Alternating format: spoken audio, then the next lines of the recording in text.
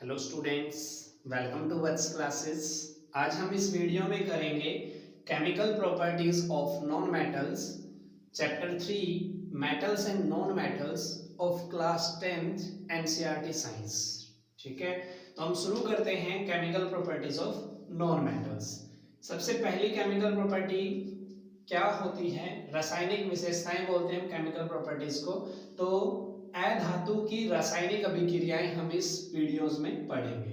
तो सबसे पहली जो प्रॉपर्टीज है, reaction of non metals with oxygen, धातु की ऑक्सीजन के साथ अभिक्रिया, ये हम पढ़ेंगे। तो क्या है यहाँ पर देखेंगे, when non metals react with oxygen they form acidic और न्यूट्रल ऑक्साइड्स। क्या कह रहा है समझिए ध्यान से। जब अधातु को ऑक्सीजन के साथ क्रिया कराते हैं, जब अधातु की ऑक्सीजन के साथ अभिक्रिया कराते हैं, दे फॉर्म, वे बनाते हैं एसिडिक और न्यूट्रल ऑक्साइड, अम्लीय और लवणीय ऑक्साइड्स बनाते हैं। Their oxides are covalent in nature, which are formed by sharing of electrons। जो ये ऑक्साइड्स होती हैं एसिडिक या फिर न्यूट्रल, जो हमारी अम्लीय और लवणीय होती हैं, वो प्रकृति में कवालेंट होती हैं। जो कवालेंट बॉन्ड होता है वो कैसे बनता है? शेयरिंग करके, शेयरिंग ऑफ इलेक्ट्रॉन करने से बनता है। एग्जाम्पल आप देख सकते हो, carbon and sulphur form acidic and hydrogen form neutral oxide. जैसे एग्जाम्पल आप देखें नॉन मेटल का, कार्बन और सल्फर वो रिएक्शन करने के बाद ऑक्सीजन के साथ क्या बनाता है? एसिडिक ऑक्साइड बनाता है। और हाइड्रोजन की जब हम रिएक्शन कराते हैं ऑक्सीजन के साथ तो न्यूट्रल ऑक्साइड बनाता है। कार्बन सल्फर हमें अम्लीय ऑक्साइड देगा और हाइड्रोजन हमें जो लवणीय ऑक्साइड प्रोवाइड कराता है। तो एग्जांपल हम देखेंगे, रिएक्शंस सी, कार्बन ले लिया, प्लस में ऑक्सीजन के साथ क्रिया कराई तो क्या बनाया? कार्बन डाइऑक्साइड, जो कैसी होगी? एसिडिक। एंड दूसरा एग्जांपल हम देखें, 2H2 plus O2 gives 2H2। अगर हम हाइड्रोजन की रिएक्शन कराते हैं ऑक्सीजन के साथ में तो वो वाटर बनाता है और वाटर न्यूट्रल नेचर में होता है। तो ये जो वाटर ऑक्साइड बनाया है हाइड्रोजन ऑक्साइड, वो नेचर में कैसा होगा? न्यूट्रल। ठीक है, तो नेक्स्ट प्रॉपर्टीज क्या आती है? Reaction of non metals with water. अगर आप अधातु की पानी के साथ क्रिया कराते हैं, अधातु की पानी के साथ अभिक्रिया, ये हमारी नेक्स्ट प्रॉपर्टीज है। दे do not react with water steam to evolve hydrogen gas because they cannot give electron to reduce the H plus ions of water into hydrogen gas। क्या कह रहे हो समझिए ध्यान से। दे do not react with water, पानी के साथ या फिर भाप के साथ वो क्रिया नहीं करते। टू इवोल्व हाइड्रोजन गैस, उसमें से हाइड्रोजन गैस नहीं निकलती है। बिकॉज, क्योंकि they can not give electron, ये इलेक्ट्रॉन नहीं देगा किसको?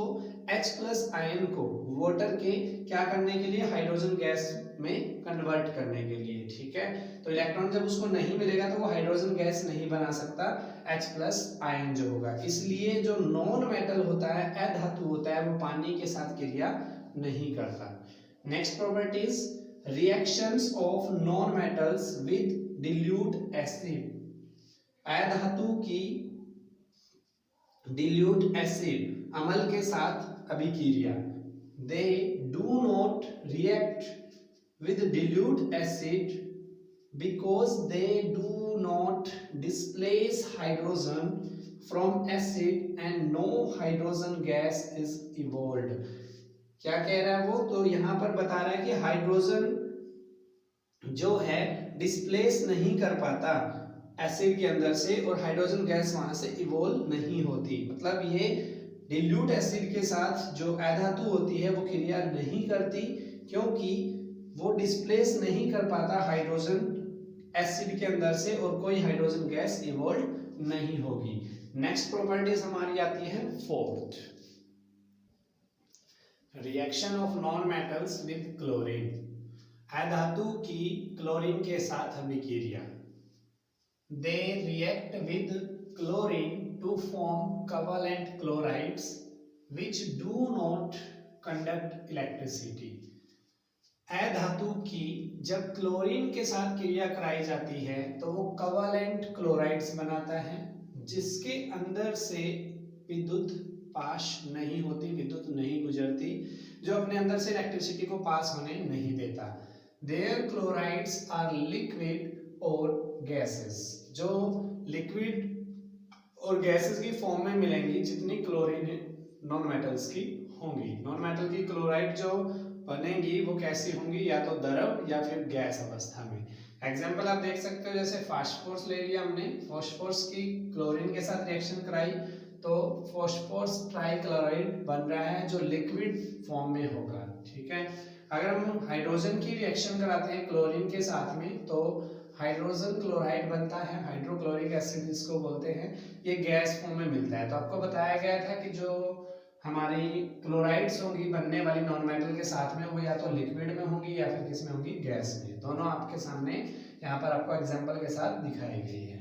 नेक्स्ट प्रॉपर्टीज हमारी क्या आती है, reactions of non metals with salt solution.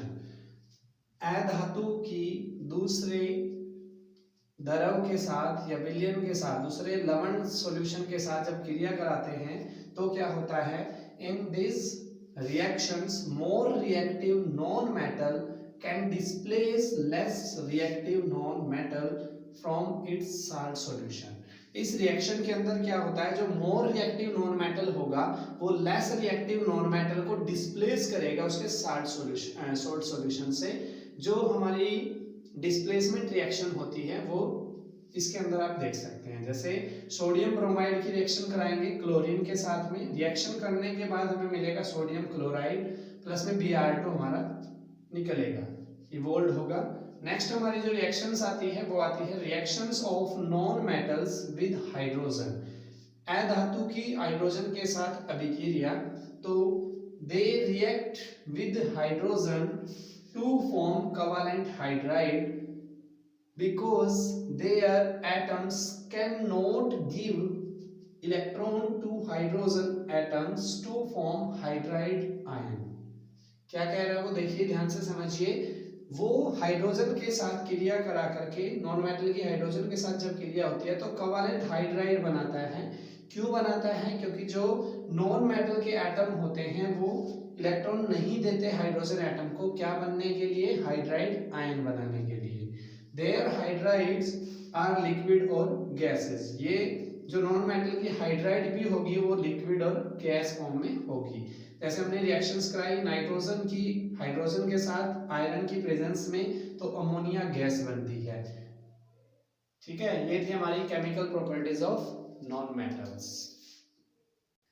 Next topic हमारा आता है नोबल एंड इनर्ट गैसेस। सबसे इंपॉर्टेंट टॉपिक है, क्या रहेगा इसमें, नोबल एंड इनर्ट गैसेस किसको बोलते हैं। जो पीरियोडिक टेबल हमारी होती है उसमें 18 ग्रुप होते हैं और 7 पीरियड होते हैं। ग्रुप हमारे ऐसे होते हैं, पीरियड हमारे जो हैं हॉरिजेंटल होते हैं और ग्रुप हमारे वर्टिकल रहेंगे।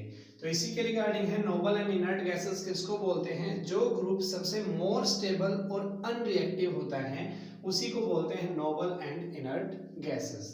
तो डेफिनेशन क्या रहेगी, all elements in group 18 of the periodic table which do not react with other elements and stable himself unreactive are called noble and inert gases।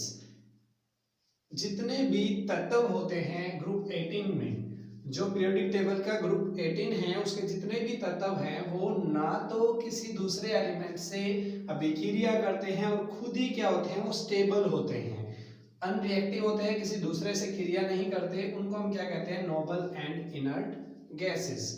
जो भी हमारे जितने भी एलिमेंट्स हैं हर कोई इनको रोल मॉडल मानता है और इन जैसा बनने की कोशिश करता है। ठीक है, तो हम इसमें कौन कौन से ग्रुप, इस ग्रुप में जो एलिमेंट आते हैं वो एग्जांपल हम आपको बताते हैं। हीलियम जिसका एटॉमिक नंबर 2 होता है, नियोन जिसका एटॉमिक नंबर 10 होता है, आर्गोन जिसका एटॉमिक नंबर 18 होता है, क्रिप्टॉन्स जिसका एटॉमिक नंबर 36 होता है, हेक्सेनोन जिसका एटॉमिक नंबर 54 होता है, एंड रेडोन जिसका एटॉमिक नंबर 86 होता है। ये इनका सिंबल आपका क्या होता है, हीलियम का He, नियोन का Ne, आर्गोन का Ar, क्रिप्टन का K जो है हमारा Kr, और एक्सिनोन का जो होता है हमारा Xe, एंड रेडोन का मतलब होता है हमारा Rn। ठीक है, अब इनके अंदर बात करते हैं हम वैलेंस सेल और वैलेंस इलेक्ट्रॉन की। वैसे तो हम प्रीवियस क्लास में ये कर चुके हैं। जो हमारे सेल होते थे, यहाँ पर मैं आपको बता देता हूँ, बोहार मॉडल ऑफ एटम आपने किया था जिसके अंदर हमने ऐसे करके सेल पढ़े थे, तो उनके हमने नाम दिए थे KLMN, KLM और N। इन सेल को एनर्जी लेवल भी बोला जाता था, और K जब होता था जब नंबर ऑफ जो सेल होता है वो 1 होता था, L हमारा 2, M हमारा 3, N हमारा 4 होता था। एक फॉर्मूला हमने पढ़ा था जिसमें 2n² नंबर ऑफ इलेक्ट्रॉन के लिए था। ठीक है, तो पहले सेल में हमारे 2 आते थे, अगले सेल में 8, उससे अगले में 18, उसके बाद फिर 18, फिर 32। इस तरीके से हमारे नंबर ऑफ वैलेंस सेल के अंदर इलेक्ट्रॉन आते थे। एक सेल में पहले में 2, अगले में 8, उससे अगले में 18, फिर 18, फिर 32। इस तरीके से हमारे इलेक्ट्रॉन आते थे। तो इन्हीं के बेस पर इनकी इलेक्ट्रॉनिक कन्फिगरेशन बनाते हैं। तो हीलियम की एटॉमिक नंबर है 2, तो पहले सेल में 2 आएंगे, तो इसमें 2 वैलेंस इलेक्ट्रॉन आते हैं।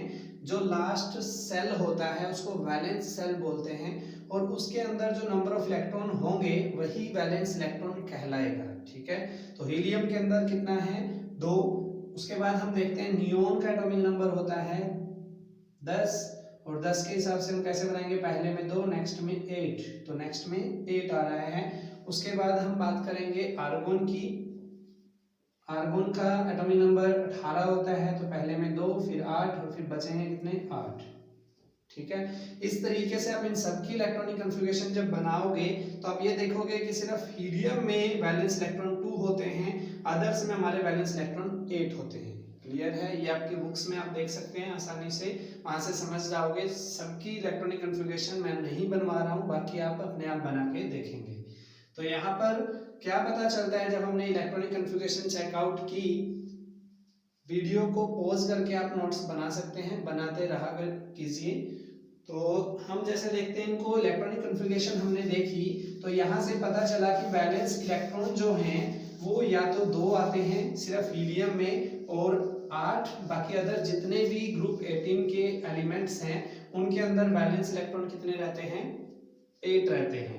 तो यही हम यहाँ पे देखेंगे, all noble gases except helium number of valence electron have 8।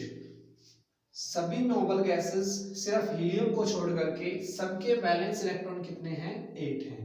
Only helium has 2 valence electron, only helium के कितने वैलेंस इलेक्ट्रॉन हैं, 2। Their valence shell are completely filled, so all noble gases are stable and unreactive। इनके जो valence shell होता है वो completely filled होता है, और जो कंप्लीटली फिल्ड होगा वही अनरिएक्टिव भी होगा और स्टेबल भी होगा। इसलिए नोबल गैसेस सारी की सारी क्या होती हैं, अनरिएक्टिव और स्टेबल होती हैं। The atoms combine with another element to achieve the inert gas electron arrangement and becomes more stable। हर एक एलिमेंट, हर एक जो तत्व होता है, जो एटम होता है, वो दूसरे किसी अनदर एलिमेंट के साथ क्या करना चाहता है, अचीव करना चाहता है इनर्ट गैस इलेक्ट्रॉन अरेंजमेंट। ठीक है, एंड बिकम मोर स्टेबल, मतलब हर एक तत्व जो है का एटम है वो क्या करना चाहता है, स्टेबिलिटी अटेन करना चाहता है, इनर्ट गैस की इलेक्ट्रॉन अरेंजमेंट करना चाहता है और स्टेबल बनना चाहता है। Any atom can achieve this by 3 ways। यह जो भी एटम होता है वो 3 तरीकों से ये कर सकता है। पहला नंबर 1 क्या है, बाय लूजिंग 1 और मोर इलेक्ट्रॉन। क्या कर सकता है पहला तरीका, एक या एक से ज्यादा इलेक्ट्रॉन को छोड़कर। ठीक है, दूसरा बाय गेनिंग 1 और मोर इलेक्ट्रॉन। एक या एक से ज्यादा इलेक्ट्रॉन को लेकर। तीसरा क्या है, बाय शेयरिंग वन और मोर इलेक्ट्रॉन, एक या एक से ज्यादा इलेक्ट्रॉन को शेयर करके, हिस्सों में बांट करके, आपस में शेयर करके ये अपना अचीवमेंट कर सकता है। अभी हम बाकी एग्जांपल के साथ करेंगे।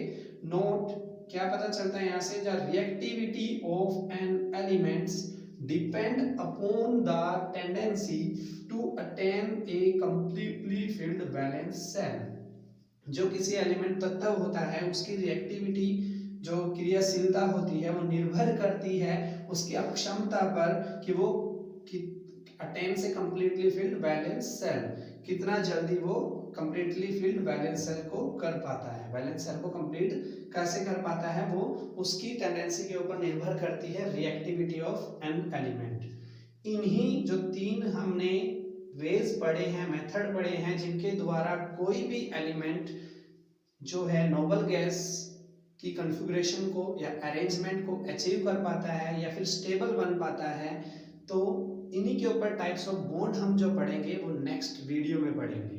तो इस वीडियोस में हमने पढ़ा है केमिकल रिएक्शंस या properties of non metals and noble and inert gases topic. ऐसे वीडियोस के लिए हमारे चैनल को सब्सक्राइब कीजिए, लाइक कीजिए और अपने व्यूज हमें कमेंट्स के रूप में देते रहिए, ताकि हम ज़्यादा से ज़्यादा उत्साहित होकर के आपके लिए ऐसी वीडियो लेके आते रहें। Thank you so much for watching this video and their support.